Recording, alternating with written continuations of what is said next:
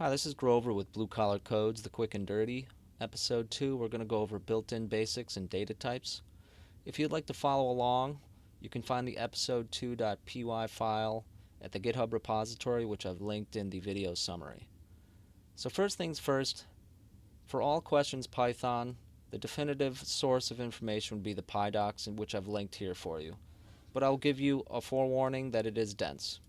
If you're just starting out, it's going to have a lot of information there and be very verbose, and it might be a bit overwhelming.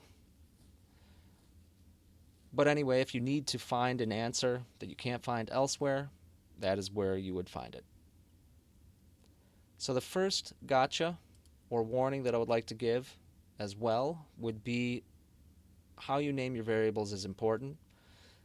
I've linked here a list of what are called Python's built-in functions, and you basically want to avoid these variable names and don't assign values to these variable names, else you'll overwrite the built-in function and then it won't be usable anymore.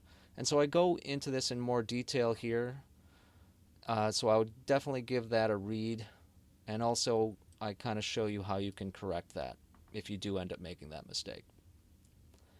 So on to the variable types. I've also done a link here to the PyDocs if you want more in-depth information. So you have numeric types, you have sequence types like the list, which is brackets, square brackets enclosing comma-separated values. Then you have the range, which we'll go over more in looping structures with the for and while loop. You have strings are a basic data type, which can be created either with enclosing double quotes or enclosing single quotes. You have what are called Boolean data types, which are true or false with a capital F or capital T. They also are valued at 0 and 1. Then you have the tuple, which is similar to a list, except that it is what is called immutable, or it's not changeable after you create it, and we'll go more into that in a subsequent episode. Then you also have sets, which we'll also cover later.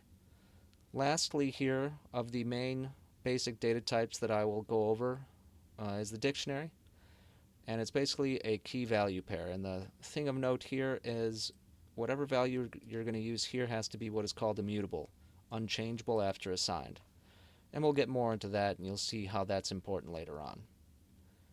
So for the rest of this episode, we're going to get more in depth into the numeric types and go a bit over operators and then a bit over the extra modules available, such as the math module and the random module. So here you have integers, which are basic whole numbers, and then you have floats, which are numbers that have a decimal point. And one thing of note about the difference is that the floats are considered more precise because they have this decimal sign. You also have complex numbers, which you can be aware of that they exist, but we're not going to go over.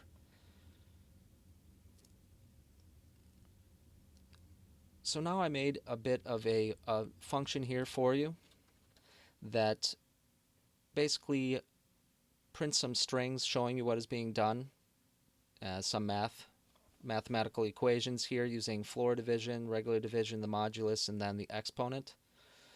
And I just wanted to show you the string and then have subsequent the answer to that and how it's outputting in the code. So as you can see here, I'm printing out these examples, and these are some of the basic operators. And the main things of note would be that when you do floor division, just remember that A is 5 and B is 2. So when you do floor division here, it's spitting out an integer because it rounds down to the nearest closest integer, whole number. And then regular division will return a float.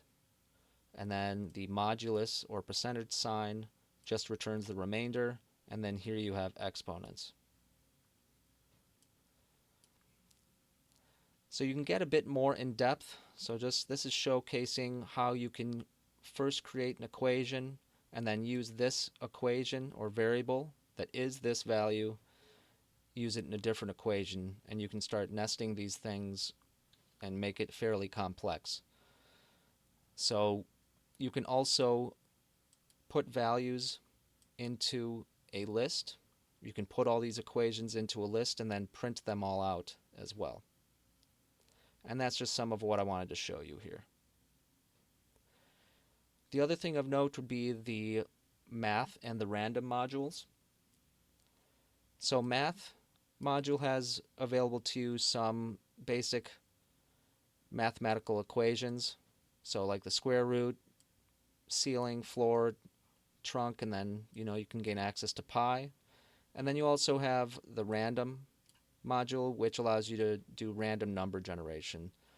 So I encourage you to review the rest of this in a little bit more depth, and then also try out the practice just to get some of the basics down, such as assigning variables and using some number functions. Again, this is Grover, Blue Collar Codes. Please join me for some of my other episodes going over some beginning concepts in Python.